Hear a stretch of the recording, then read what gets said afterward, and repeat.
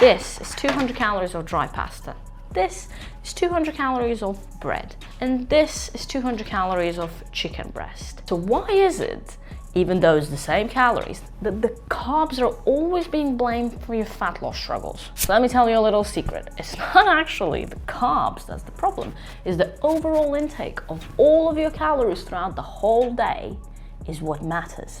If you're consuming more calories than you need, regardless whether you're having bread, pasta or meat, you're gonna be gaining weight, and vice versa. The secret is to actually have a mix of foods in your diet, good big balance that's gonna make it sustainable long term for you. So it's not the carbs, just overall intake of the food that you have, that's what needs to decrease.